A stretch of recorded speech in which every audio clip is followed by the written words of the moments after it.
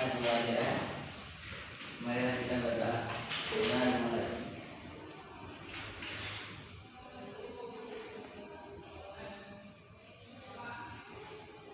Selesai. Baik, terima kasih Jidan. Yang tidak hadir hari ini banyak? Banyak. Ya, sudah Ibu lihat di agenda ada 11 orang. Ibu masukkan yang tidak hadirnya sehingga yang hadir bisa kelihatan. Baiklah, untuk materi kali ini kita akan mempelajari tentang ciri-ciri dan struktur Archaebacteria dan Eubacteria. Silakan bertanya dan menjawab yang aktif ya. Nanti Ibu masukkan ke daftarnya. Oh ya, ini adalah bakteri. Ini bentuk-bentuk bakteri. Ada yang tahu ini bentuk bakteri apa? Basil, betul. Siapa namanya? Anissa. Basil, betul. Ini Spiral, apa ini? Masih bulat? bulat fokus, Fokus tapi berantai. Streptococcus. Adakah yang tahu bakterinya ada di mana? dua-duanya. Dua-duanya. Betul. Apakah ada di bakso? Ada. Ada di gunung berapi? Ada.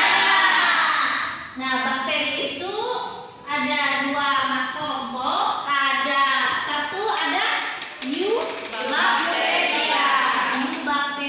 Kedua ada Archaebacteria.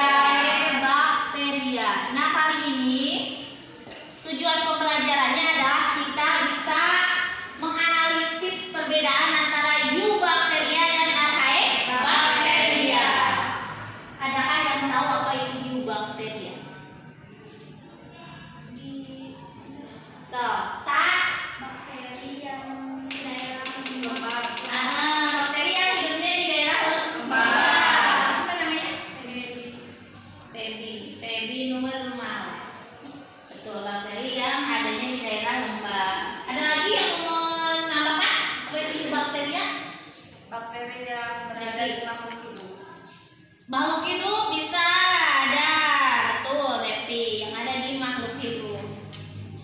Sekarang Archaebacteria, bedanya dengan Eubacteria. Archaebacteria di tempat Ekstrim. Ada yang tahu di mana saja Archaebacteria tinggal? Gunung Berapi. Gunung Berapi, betul. Betul. Apa lagi? Di laut. Laut, betul. Apa lagi? Gambut.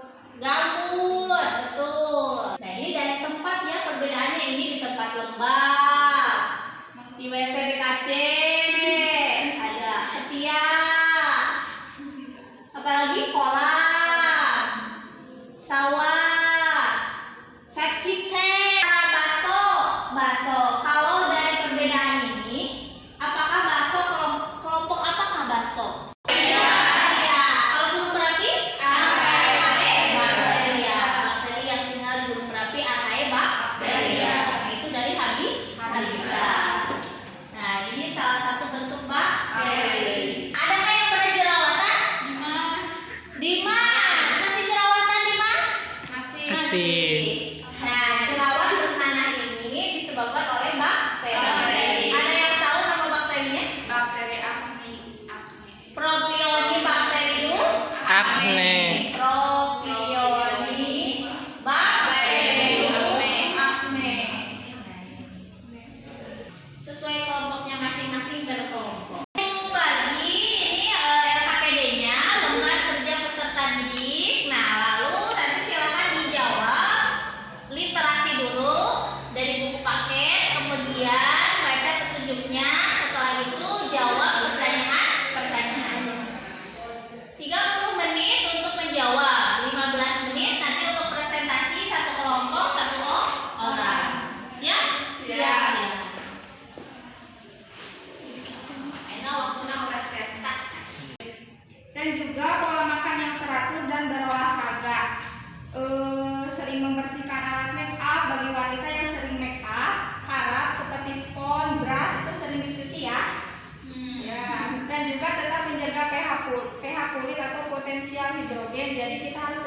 kulit kita untuk lembab.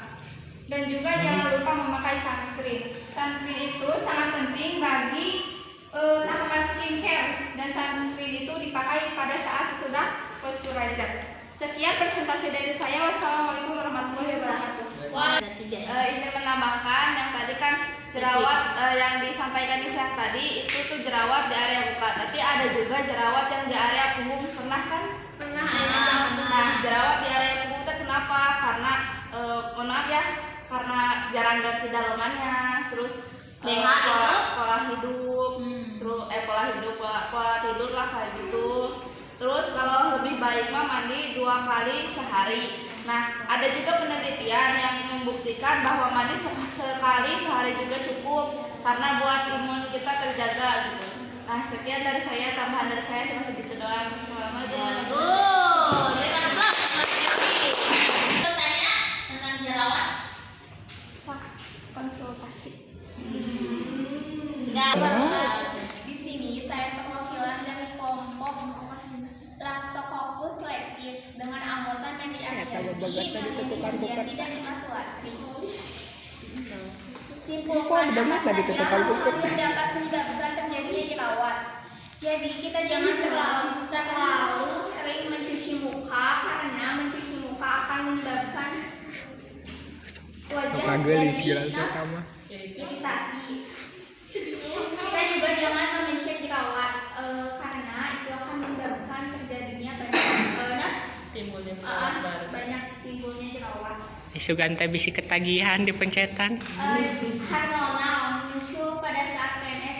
Nah, jadi kan kita sebagai ceweknya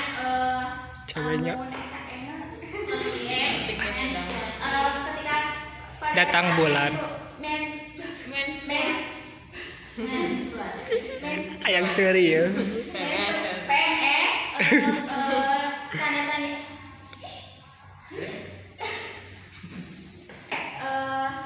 sering muncul jerawat.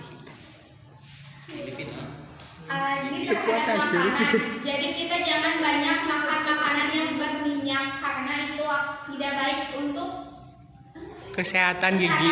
kulit wajah. Air tidak bersih. Jadi kita harus menggunakan cuci muka, harus menggunakan air yang bersih supaya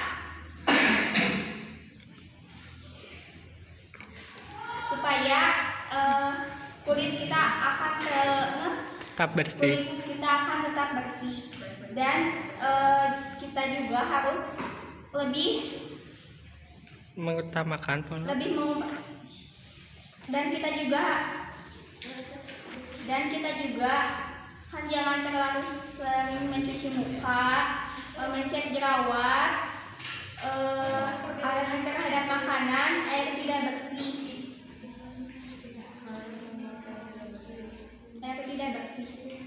Udah. Anissa. Izin bertanya, apakah benar jika memakan kacang-kacangan itu dapat menyebabkan jerawat? Kalau misalnya jerawat bisa sembuh beberapa hari, berapa lama sembuhnya? Jerawat berapa hari lama sembuhnya? Boleh bantu jawab Mary. Menurut sebuah riset dari American Academy of Dermatology, untuk urusan kecantikan kulit menyatakan bahwa kacang dapat menyebabkan jerawat hanyalah mitos dan tidak benar. Oke, mitos ya. Nah, berarti mitos. Itu mitos.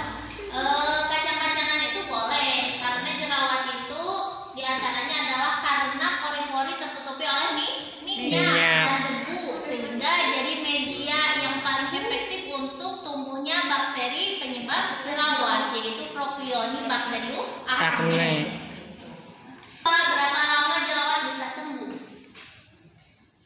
Jerawat ampuh menghapuskan dan menyembuhkan masalah kulit tersebut biasanya butuh waktu 4-8 minggu. 4-8 minggu. 4-8 minggu. 2 bulan. Itu kalau jerawat biasa. Kalau jerawat biasa mah kalau misalnya ditangani dengan baik oleh tergantung dari penanganan oleh dokter skincare ya, karena kalau jerawat batu itu kalau pakai skincare skincare biasa biasanya lama, kecuali kalau oleh dokter yang menangani khusus biasanya lebih cepat penanganannya. Jadi gimana? Jadi berapa lama sembuhnya itu tergantung dari jenis jerawatnya. Kalau jerawat biasa itu lebih cepat, kalau jerawat yang sudah akut itu cenderung lebih lama untuk pengobatannya. Bu, satu pertanyaan lagi. Kalau misalnya ya Meli punya teman gitu cowok, tapi teman tersebut memiliki jerawat. Nah, sama Meli teh dengan teh segelir. Tapi cara memberitahu ke si penderita jerawat tersebut gimana? Apa mau kita dikasih skincare-nya gitu? Apa dikasih uangnya? Saya izin menjawab. Pertanyaannya tadi kan cara memberitahu teman yang punya jerawat. Jerawat itu kan sudah lumrah ya, para remaja pasti saja punya jerawat. Jadi kak temen mah udah gue langsung kasih tahu karena emang kebaikannya. Jadi mending kasih tahu aja kalau dia punya jerawat, terus kasih solusinya harus pakai skincare apa. Demi kebaikan bersama. Tapi kalau ke cowok mah suka sepi sih. Ke cowok aja gimana? Kalau ke cowok ya kasih tahu aja karena emang udah hal biasa jerawat untuk para remaja mah, jadi gak usah malu. Aduh. Iya. Atau langsung kasih biore anti acne. Iya, betul, kasih tahu aja supaya rajin cuci muka ya. Karena jerawat itu timbul biasanya dari minyak berlebih yang jarang cuci muka atau dari debu yang menumpuk. Sekarang kelompok selanjutnya Zidan dan kawan-kawan. Waalaikumsalam warahmatullahi wabarakatuh. Saya perwakilan dari kelompok kecuali yang beranggota Dimas Rahmaji, Feby Nurmala, dan juga Dimas dan juga Dimas Feby Cidan. saya akan menjelaskan perbedaan Archaebacteria dan Eubacteria. Perbedaan di sel, Archaebacteria mengandung pseudopepidoglikan, Eubacteria mengandung peptidoglikan. Dua membran plasma. Archaebacteria mengandung lipid yang bercabang, Eubacteria tidak mengandung lipid yang bercabang. 3. Habitat Archaebacterianya di tempat-tempat ekstrim seperti suhu yang panas, kadar garam tinggi, pH dan asam yang rendah. Eubacterianya di tempat-tempat biasa seperti tanah, kolam, tempat lembab dan lain-lain. Ya, good. Itu perbedaan antara Archaebacteria dan Eubacteria. Yang pertama dari dinding sel. Kalau Archaebacteria dinding selnya pseudopepidoglikan. Archaebacteria dinding sel. Kemudian Eubacteria.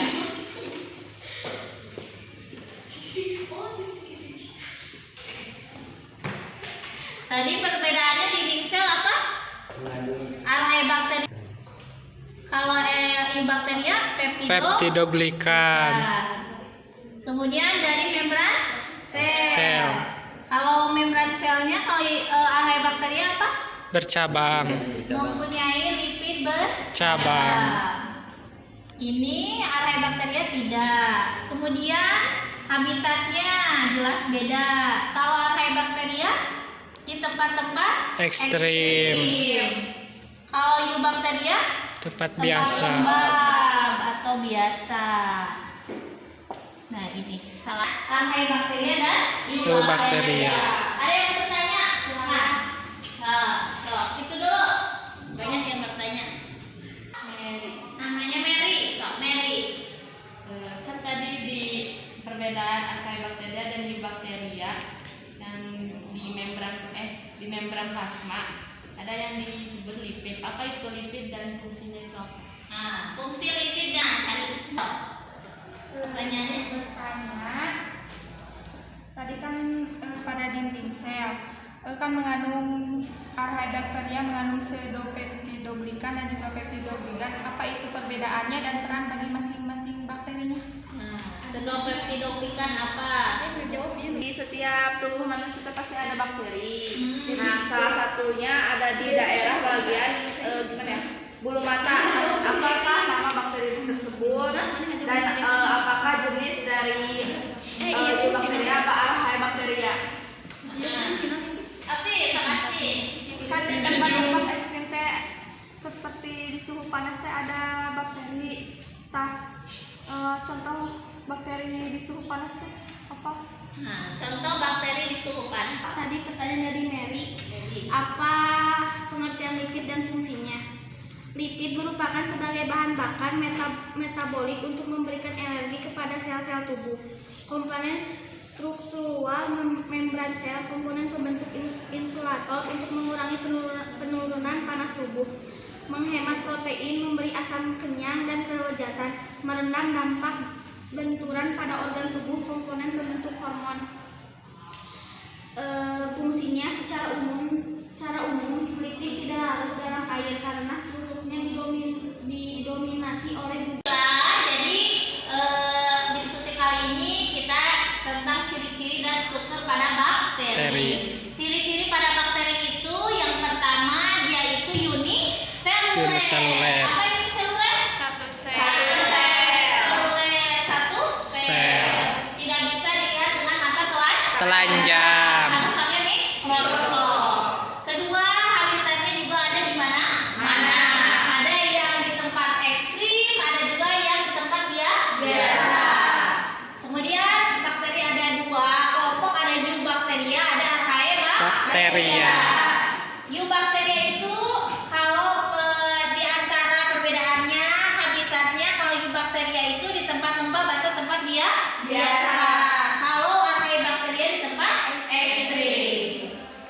Nah, di antara lagi membran sel. Kalau Archaebacteria itu memiliki lipid bercabang yang menyebabkan dia bisa hidup di tempat-tempat ekstrim. Kalau yang Eubacteria mah tidak memiliki lipid bercabang. Cabang. Dinding selnya Archaebacteria itu mengandung pseudo-peptidoglikan atau peptidolikan semu. Kalau yang Eubacteria itu mengandung peptidolikan. Nah, itu saja untuk pertemuan hari ini. Sekarang waktunya kuis. Silakan ditulis. Kuisnya adalah tadi perbedaan pseudo-peptidoglikan dan peptidoglikan serta peranannya. Nah, udah. Itu saja. Kemudian untuk minggu depan kita akan mempelajari tentang reproduksi pada bakteri. Bakteri.